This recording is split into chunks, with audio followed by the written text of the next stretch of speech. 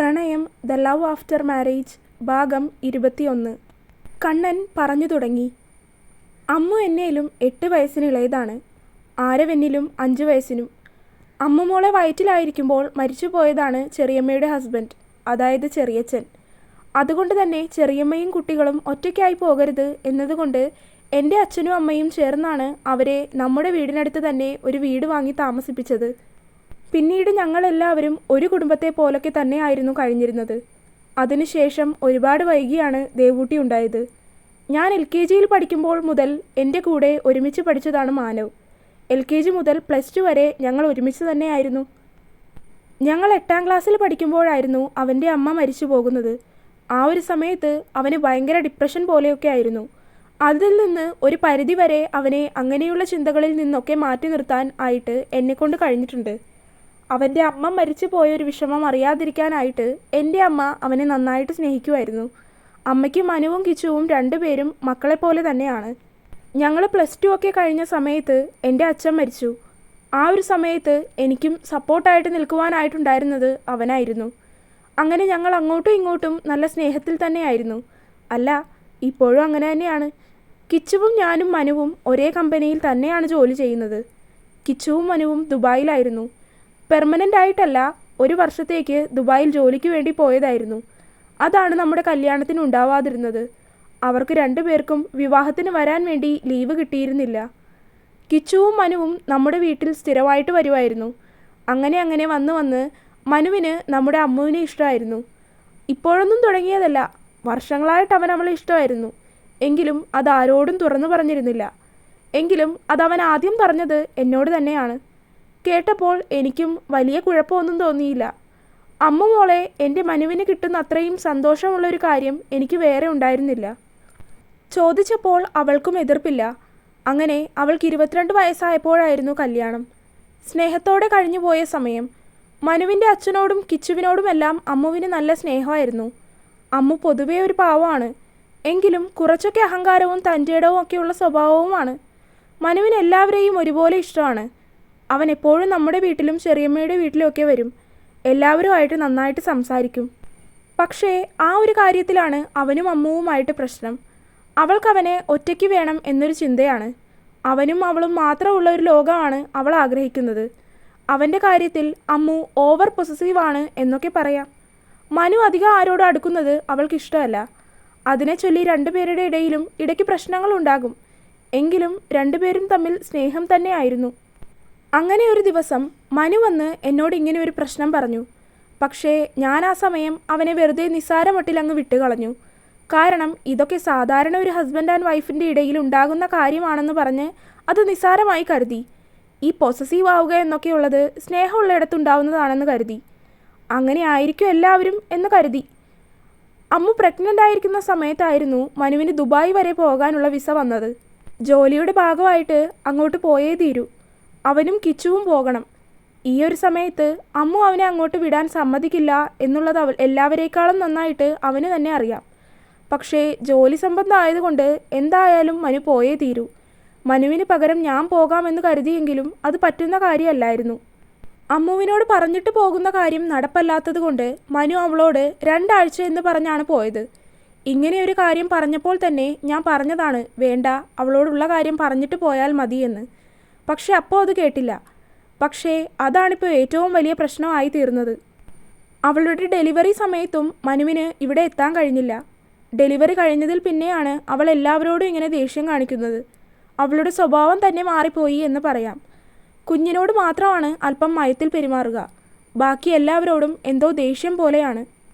മനുവിനെ delivery കഴിഞ്ഞതിൽ പിന്നെ അവൾ വിളിച്ചിട്ടില്ല. അവൻ അവളെ കണ്ടിട്ടുമില്ല. കുഞ്ഞിനെ കാണാൻ വേണ്ടി വീഡിയോ കോൾ ചെയ്താലും അമ്മയുടെ കയ്യിൽ കുഞ്ഞിനെ കൊടുത്ത് അവൾ കയറിപ്പോകും. ചിലപ്പോൾ ആ ഒരു സമയത്ത് അവളുടെ കൂടെ നിന്ന് അവൻ കെയർ ചെയ്യേണ്ടതായിരുന്നു. അതില്ലാതിരുന്നത് കൊണ്ടാവാം. പക്ഷേ എന്നാലും അമ്മമ്മോൾ വല്ലാതെ മാറിപ്പോയി. മനു പോകുന്നതിന് മുന്നേ അവൾ വീട്ടിലേക്ക് വന്നതാണ്. പിന്നെ ഇന്ന് വരെ തിരിച്ച് മനുവിൻ്റെ വീട്ടിലേക്ക് പോയിട്ടില്ല. ഇപ്പോൾ 1 വർഷത്തിന് മേലായി. അവിടെ മനുവിൻ്റെ അച്ഛനുണ്ട്. അദ്ദേഹത്തെ കാണാൻ പോലും പോകാറില്ല. എല്ലാത്തിനോടും ദേഷ്യം. ആകെ അല്പമെങ്കിലും അനുസരിക്കുന്നത് എന്നെയാണ്. എങ്കിലും ഒരു പരിധി വരെ മാത്രം. അവളുടെ ഉള്ളിലെ ദേഷ്യത്തിന് കാരണമുള്ളതുകൊണ്ടാണ് ഞാൻ ഒന്നും പറയാതെയും ഇടപെടാതെയും നിന്നത്. മനുവും അവളും തമ്മിലുള്ള പ്രശ്നമല്ലേ, രണ്ടുപേരും തന്നെ ഒത്തുതീർപ്പാക്കട്ടെ എന്ന് കരുതി. പക്ഷേ ഇനിയിപ്പോൾ അങ്ങനെ എളുപ്പം ഈ ഒരു പ്രശ്നം പരിഹരിക്കാൻ കഴിയും എന്ന് തോന്നുന്നില്ല. കണ്ണൻ നെടുവീർപ്പിട്ടു. മനുവേട്ടൻ പറയാതെ പോയത് ശരിയായില്ല. പെട്ടെന്ന് ശ്രീ പറഞ്ഞു. അവളുടെ ശബ്ദത്തിൽ തന്നെ ഒരു രോഷമുള്ളതുപോലെ. കണ്ണൻ അവളെ മിഴിഞ്ഞുപോയ കണ്ണുകളോടെ നോക്കി. ഒരു വേള അവൾ തന്നെയാണോ അത് പറഞ്ഞത് എന്ന പോലെ. എന്താ, കേട്ടത് ശരിയാണോ എന്നറിയാൻ വേണ്ടി അവൻ വീണ്ടും ഒന്നുകൂടെ അവളോട് ചോദിച്ചു. അല്ല കണ്ണേട്ടാ, പ്രഗ്നൻ്റ് ആയിരിക്കുന്ന സമയത്ത് ഏതൊരു ഭാര്യയും ഭർത്താവിൻ്റെ പ്രസൻസ് കൂടുതൽ ആഗ്രഹിക്കും. അതില്ലാതെ വരുമ്പോൾ ദേഷ്യം വരും. പിന്നെ പ്രഗ്നൻ്റ് ആയിരിക്കുമ്പോൾ ഉള്ളതിലും കൂടുതൽ കെയർ വേണ്ടത് അത് കഴിയുമ്പോഴാണ്. ശ്രീ പറഞ്ഞു നിർത്തി. കണ്ണനാണെങ്കിൽ ഇവൾക്ക് ഇതൊക്കെ അറിയുമോ എന്ന രീതിയിൽ നോക്കിയിരിക്കുന്നുണ്ട്. എനിക്ക് താൻ പറഞ്ഞത് ക്ലിയർ ആയില്ല.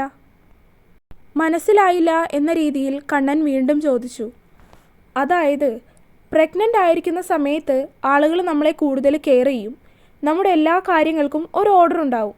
എല്ലാവരും നമ്മുടെ കാര്യത്തിൽ ശ്രദ്ധ വയ്ക്കും. ശരിക്കും ആ ഒരു കെയർ നമുക്ക് വേണ്ടത് തന്നെയാണ്. ഒരാളല്ലല്ലോ, ഒരു ശരീരത്തിൽ 2 പേരില്ലേ, അപ്പോൾ തീർച്ചയായും കെയർ വേണം. അതുപോലെ ആ ഒരു സമയം മറ്റാരെക്കാളും അവർ ആഗ്രഹിക്കുന്നത് അവരുടെ ഭർത്താവിൻ്റെ പ്രസൻസ് ആയിരിക്കും. അവർ കൂടുതൽ സമയം അടുത്ത് വേണമെന്നായിരിക്കും. ശ്രീ ഏതോ ഒരു ഓർമ്മയിൽ എന്ന പോലെ പറഞ്ഞുപോയി. ഈ കാര്യത്തിൽ അമ്മു ചേച്ചിയെ തെറ്റ് പറഞ്ഞിട്ട് കാര്യമില്ല കണ്ണേട്ടാ. മനുവേട്ടനാണ് ഇതിൽ കൂടുതൽ തെറ്റ് ചെയ്തത്. പിന്നെ അത് കഴിയുമ്പോൾ അതിലും കൂടുതലൊരു ഭാര്യ ഭർത്താവിനെ ആഗ്രഹിക്കും. അയാളുടെ സ്നേഹം ആഗ്രഹിക്കും. കെയറിങ് ഒക്കെ വേണം. ഇത്ര നാളും ഉണ്ടായിരുന്ന കെയറിങ് ഒക്കെ ഡെലിവറി കഴിഞ്ഞതിന് ശേഷം പെൺകുട്ടികൾക്ക് കിട്ടാറില്ല.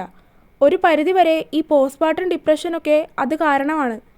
ആ സമയം ശരിക്കും ഭർത്താവ് അവരുടെ കൂടെ വേണം. ശ്രീ വിശദമായി പറഞ്ഞു കൊടുത്തു. കണ്ണൻ ആലോചനയിലായിരുന്നു. അവൻ്റെ മനസ്സിലൂടെ എന്തെല്ലാമോ കാര്യങ്ങൾ ഒരു മിന്നൽ പോലെ കടന്നുപോയി. നിമിഷ നേരത്തിൽ കണ്ണൻ ആകെ വിയർത്തു പോയി. ശ്രീ വേറെ എങ്ങോട്ടോ നോക്കിയിരുന്നാണ് ഇതെല്ലാം അവനോട് പറയുന്നത്.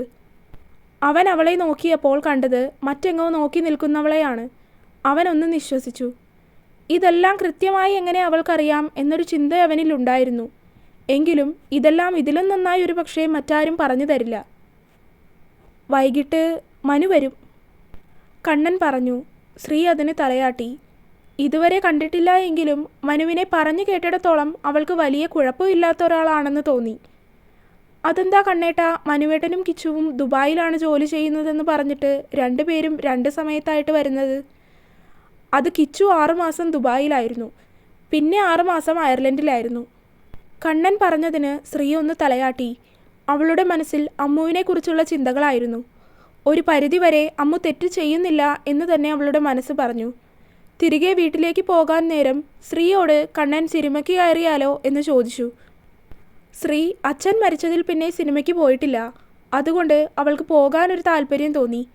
തിയേറ്ററിൽ കയറി ഒരു സിനിമയൊക്കെ കണ്ടതിന് ശേഷമാണ് തിരികെ വീട്ടിലേക്ക് പോയത്. പിറ്റേ ദിവസം ഞായറാഴ്ചയാണ്. രാവിലെ തന്നെ ഹാളിൽ നിന്ന് കേൾക്കുന്ന സംസാരം കേട്ടാണ് ശ്രീ ഉണർന്നത്. മുറിയിൽ കിടക്കുകയാണ് എങ്കിലും താഴെയുള്ള ചിരിയും സംസാരവും ഒക്കെ കേൾക്കാം. കണ്ണനെ നോക്കുമ്പോൾ അവൻ എഴുന്നേറ്റ് പോയിട്ടുണ്ട്. പെട്ടെന്ന് അവളുടെ മനസ്സിലേക്ക് ഇന്നലെ കണ്ണൻ മനു വരുമെന്ന് പറഞ്ഞ കാര്യം ഓർമ്മ വന്നു. അവൻ വന്നു കാണും എന്ന് ശ്രീ ഊഹിച്ചു. സമയം സാധാരണ ഉണരുന്ന സമയമേ ആയിട്ടുള്ളൂ. കുളിയൊക്കെ കഴിഞ്ഞതിന് ശേഷമാണ് ശ്രീ താഴേക്കിറങ്ങിയത്. അപ്പോഴും അവരുടെ എല്ലാം കളിയും ചിരിയുമൊക്കെ ഉയർന്നു കേൾക്കാം. താഴേക്ക് ചെല്ലുമ്പോൾ സോഫയിൽ തിരിഞ്ഞിരിക്കുന്ന 2 പേരെ കണ്ടപ്പോൾ തന്നെ ശ്രീ അത് മനുവും കിച്ചുവുമാണെന്ന് മനസ്സിലാക്കി. കണ്ണൻ അവർക്ക് നേരെ തിരിഞ്ഞിരിക്കുന്നുണ്ട്. കൂടെ തന്നെ ദേവുവും ഇരിക്കുന്നുണ്ട്. മനുവും കിച്ചുവും ചേർന്ന് എന്തോ പറഞ്ഞതും പൊട്ടിച്ചിരിക്കുന്ന കണ്ണനെ ശ്രീ നോക്കി നിന്നു പോയി. ഒരു വേള ആദ്യമായി കാണുന്ന അവൻ്റെ പൊട്ടിച്ചിരിയിലേക്ക് ശ്രീ നോക്കി നിന്നു പോയി. ശ്രീ പതിയെ അടുക്കളയിൽ അമ്മയുണ്ടെങ്കിൽ അങ്ങോട്ട് നടക്കാമെന്ന് കരുതി. ഒരു രക്ഷപ്പെടൽ പോലെ. അവൾക്കപ്പോൾ അങ്ങനെ ചെയ്യാനാണ് തോന്നിയത്. ഏട്ടത്തി! അടുക്കളയിലേക്ക് നടന്നു തുടങ്ങിയപ്പോൾ തന്നെ ദേവു അവളെ കണ്ട് ഉടനെ വിളിച്ചു. ശ്രീ തിരിഞ്ഞു നോക്കി. പ്രതീക്ഷിച്ചതുപോലെ എല്ലാവരുടെയും നോട്ടം തൻ്റെ നേർക്കാണ്. കണ്ണൻ എഴുന്നേറ്റ് അവളുടെ അടുത്തേക്ക് വന്നു. താൻ ഉണർന്നോ? വാടോ, ഇവരെയൊക്കെ പരിചയപ്പെടാം. കണ്ണൻ അവളുടെ കയ്യിൽ കോർത്തു പിടിച്ചു. ഹായ്, ഞാൻ മാനവ്. ഇവരെല്ലാം മനു എന്ന് വിളിക്കും. മനു പുഞ്ചിരിയോടെ അവൾക്ക് നേരെ കൈനീട്ടി. അവളും തിരികെ പരിചയപ്പെട്ടു. ഏട്ടത്തി ഇവളുടെ കൂടെയാണോ പഠിക്കാൻ പോകുന്നത്? കിച്ചു ദേവുവിനെ ചൂണ്ടിക്കാണിച്ച് ശ്രീയോട് ചോദിച്ചു. അവൾ അതേ എന്ന രീതിയിൽ അവനെ നോക്കി തലയാട്ടി. ഏട്ടത്തി സൂക്ഷിച്ചോ, ഇത് പണിയാകും. അവളെ കളിയാക്കുന്ന മട്ടിൽ കിച്ചു പറഞ്ഞു. ഏട്ടാ, ഇവനോട് മിണ്ടാതിരിക്കാൻ പറയ്. കിച്ചു കളിയാക്കിയതും ദേവു അലറി. ഇവനെന്നോ? നിന്നേലും എത്ര വയസ്സിന് മൂത്തതാണ് കിച്ചു? കണ്ണൻ അവളെ നോക്കി കണ്ണുരുട്ടി. അതിന് ദേവു മുഖം വീർപ്പിച്ച് സോഫയിലേക്കിരുന്നു. അമ്മയും കൂടെ വന്നതും എല്ലാവരും കൂടെ ഒരുമിച്ചിരുന്ന് സംസാരിച്ചു. ശ്രീയും നന്നായിട്ട് തന്നെ സംസാരിച്ചു. മനു കണ്ണൻ്റെ പോലെ തന്നെ ഒതുങ്ങിയ സ്വഭാവമുള്ള ആളാണ്. ശരിക്കും കണ്ണനെ പോലെ തന്നെ. പക്ഷേ കിച്ചു അങ്ങനെയല്ല. ആ കുറഞ്ഞ സമയം കൊണ്ട് തന്നെ ദേവുവും കിച്ചുവും കീരിയും പാമ്പും പോലെയാണെന്ന് ശ്രീക്ക് മനസ്സിലായി. രാവിലെയുള്ള ബ്രേക്ക്ഫാസ്റ്റ് എല്ലാവരും ഒരുമിച്ചിരുന്നാണ് കഴിച്ചത്. കണ്ണാ. ഭക്ഷണം കഴിച്ചതിന് ശേഷം എല്ലാവരും ചേർന്നിരിക്കുന്ന സമയം മനു കണ്ണനെ വിളിച്ചു. കുറച്ചു സമയമായി മനു തന്നോട് എന്തോ പറയാൻ ശ്രമിക്കുന്നുണ്ട്. അതെന്താണെന്ന് കണ്ണനെ നന്നായിട്ടറിയാം. ഞാൻ പറഞ്ഞല്ലോ മനു, നീ പോയി കണ്ടിട്ട് വാ. ഞാനും എല്ലാവരും കൂടെയൊക്കെ പോകാനാണെങ്കിൽ അത് ചിലപ്പോൾ കൂടുതൽ പ്രശ്നമാവും. നീ പോയി സമാധാനമായിട്ട് അവളോട് കാര്യങ്ങൾ പറഞ്ഞ് മനസ്സിലാക്കാൻ ശ്രമിക്ക്. മനു എന്തെങ്കിലും ഇങ്ങോട്ട് പറയും മുൻപ് തന്നെ കണ്ണൻ പറഞ്ഞു. ഈ ഒരു കാര്യത്തിൽ വേറെ ആരും അഭിപ്രായമൊന്നും പറയാൻ നിന്നില്ല. ശരിയാണ് മനു, എല്ലാവരും കൂടെ പോയി സംസാരിച്ചു വരുമ്പോൾ അത് വേറെ പ്രശ്നത്തിലേക്ക് പോവും. മോൻ അവളോട് പോയി സമാധാനമായിട്ട് കാര്യങ്ങളെല്ലാം സംസാരിക്കുന്നതാവും നല്ലത്. കണ്ണൻ പറയുന്നത് കേട്ടതും അമ്മയും അത് പിന്താങ്ങി. ഒന്നോർത്താൽ അതാണ് നല്ലതും. കിച്ചുവും ദേവുവും ശ്രീയും അതെല്ലാം കേട്ടിരുന്നു. അവിടെ ഇപ്പോൾ അമ്മു മാത്രമേ ഉള്ളൂ. ചെറിയമ്മ അമ്പലത്തിൽ പോയി, അച്ചു പുറത്തേക്കും, കണ്ണൻ പറഞ്ഞു. അത് കേട്ടതും മനുവിന് ഒരു കോൺഫിഡൻസ് തോന്നി. കാരണം അമ്മു അവളുടെ സ്വഭാവത്തിന് ചിലപ്പോൾ അവൻ ഒരെണ്ണം കൊടുത്താലും അതാരും കാണാനില്ലല്ലോ. എങ്കിലും അവളെ എങ്ങനെ ഫേസ് ചെയ്യും എന്നത് അവൻ്റെ ഉള്ളിൽ ഒരു വലിയ ചോദ്യചിഹ്നമായി നിന്നു. എല്ലാവരോടും പറഞ്ഞ് മനു അമ്മുവിൻ്റെ അടുത്തേക്ക് ഇറങ്ങി. അങ്ങോട്ട് നടക്കുമ്പോൾ കുഞ്ഞിനെ കാണാൻ അവൻ്റെ ഉള്ളു തുടിച്ചു. എങ്കിലും അതിലും ഒരു പടി മുകളിൽ അമ്മുവിനെ കാണാൻ അവൻ്റെ മനസ്സ് തുടിച്ചിരുന്നു. അവളുടെ കാര്യം ചിന്തിച്ചപ്പോൾ തന്നെ അവൻ്റെ മനസ്സൊന്ന് വിറച്ചുപോയി. തന്നോട് വല്ലാത്തൊരു സ്നേഹമാണ് അവൾക്ക്. അതിൽ നിന്നാണ് ചെറിയ ചെറിയ പ്രശ്നങ്ങളൊക്കെ ഉണ്ടായത്. എങ്കിലും പിണക്കങ്ങളും ഇണക്കങ്ങളും എല്ലാമായിട്ട് നല്ല സന്തോഷത്തിൽ തന്നെ ആയിരുന്നു. ഒരു വേള അവൻ്റെ മനസ്സ് കുറച്ചു കാലം പിന്നിലേക്കൊന്ന് സഞ്ചരിച്ചു. അമ്മു അവൻ്റെ മനസ്സിലേക്ക് വന്ന കാലം, അവളെ ആദ്യമായി കണ്ടത്, പ്രണയിച്ചത് എല്ലാം. മനസ്സിനെ ഒന്ന് ശാന്തമാക്കി അവൻ. വീടിൻ്റെ മുന്നിലെത്തി കോളിംഗ് ബെൽ അടിച്ചു. തുറക്കാൻ അല്പം താമസം. കുഞ്ഞായിട്ടിരിക്കുകയായിരിക്കും എന്നവന് തോന്നി. തെല്ലൊരു നിമിഷത്തെ കാത്തിരിപ്പിന് ശേഷം വാതിൽ തുറക്കുമ്പോൾ അവൻ്റെ ഹൃദയം ഒന്ന് വേഗത്തിൽ തുടിച്ചുപോയി. അവളെ കാണാൻ, തൻ്റെ പ്രാണൻ്റെ പ്രാതിയായവളെ കൺനിറയെ നാളുകൾക്ക് ശേഷം കാണാനുള്ള ഒരു വ്യഗ്രത. എത്രയൊക്കെ ന്യായീകരിക്കാൻ ശ്രമിച്ചാലും താൻ ചെയ്തത് തെറ്റാണ് എന്ന ബോധ്യം അവനുണ്ട്. എങ്കിലും മനസ്സാകെ അവളെ ഒന്നാകെ വാരിപ്പുണരാനുള്ള ആവേശം തോന്നി അവന്. എങ്കിലും അവളുടെ പ്രതികരണം ഓർക്കവേ എല്ലാം മനസ്സിലടക്കി നിർത്തി അവൻ. പ്രതീക്ഷിച്ചതുപോലെ തന്നെ വാതിൽ തുറന്നത് അമ്മു തന്നെയായിരുന്നു. അവൻ്റെ കണ്ണുകൾ അവളുടെ മുഖത്താകെ പാഞ്ഞു നടന്നു. തൻ്റെ മുന്നിൽ നിൽക്കുന്നവനെ കണ്ട് അവളുടെ മുഖത്ത് അത്ഭുതമോ ദേഷ്യമോ ഒന്നും തോന്നിയില്ല. തീർത്തും സാധാരണമായ ഭാവം മാത്രം. എന്താ, എന്തു വേണം? അവൻ അകത്തേക്ക് കയറാൻ തുടങ്ങും മുൻപേ അവൾ വാതിൽ പടിയിൽ നിന്ന് പുറത്തേക്കിറങ്ങി നിന്ന് ചോദിച്ചു. അവളുടെ ആ ചോദ്യത്തിൽ ഹൃദയത്തിൽ 1000 വാള് ഒരുമിച്ച് കടന്നതുപോലെയാണ് മനുവിന് തോന്നിയത്. എങ്കിലും ആ വിഷമം മുഖത്ത് വരാതെ അവൻ ശ്രദ്ധിച്ചു. അപ്പു, നോ, അർപ്പിത, അങ്ങനെ വിളിക്കണം. അങ്ങനെ വിളിച്ചാൽ മതി ഇനി. അവളുടെ ശബ്ദത്തിൽ പോലും വല്ലാത്ത ദൃഢത വന്നത് മനു തിരിച്ചറിഞ്ഞു. അവളിലെ മാറ്റം, അത് അവനൊട്ടും അംഗീകരിക്കാനാവുന്നുണ്ടായില്ല. മോളെ, ഞാനൊന്ന് പറയട്ടെ? ന്യായീകരണങ്ങളാണെങ്കിൽ എനിക്ക് കേൾക്കണ്ട. കുഞ്ഞിനെ കാണാനാണെങ്കിൽ അത് ഞാൻ നിഷേധിക്കില്ല. അകത്തേക്ക് കയറി കാണാം. അത് പറഞ്ഞ് അവൾ അകത്തേക്ക് കയറിയിരുന്നു. അവൻ എന്തെങ്കിലും അവളോട് പറയാനോ പറഞ്ഞ് മനസ്സിലാക്കാനോ കഴിഞ്ഞില്ല. അതിനുള്ള മാനസികാവസ്ഥ അവനുണ്ടായില്ല. ഹൃദയം ആകെ തളർന്നു പോകുന്നത് പോലെയാണ് അവന് തോന്നിയത്. അപ്പു, ദയനീയമായി പോയി അവൻ്റെ വിളി. പക്ഷേ അങ്ങനെ ഒരു വിളി അവൾ കേട്ടതുകൂടെയില്ല. അല്ല, കേട്ടിട്ടും കേൾക്കാത്തതുപോലെ അഭിനയിച്ചു. അകത്തേക്ക് കയറി. അവളുടെ മുറിയിൽ കട്ടിലിൽ കിടന്നുറക്കമാണ് കുഞ്ഞ്. തുടരും. വീഡിയോ കണ്ടവരെല്ലാവരും വീഡിയോ ലൈക്ക് ചെയ്യാനും അഭിപ്രായങ്ങൾ കമൻ്റായിട്ട് അറിയിക്കാനും ചാനൽ സബ്സ്ക്രൈബ് ചെയ്യാനും മറക്കല്ലേ. അടുത്ത പാർട്ടായിട്ട് വേഗം വരാം. Bye bye.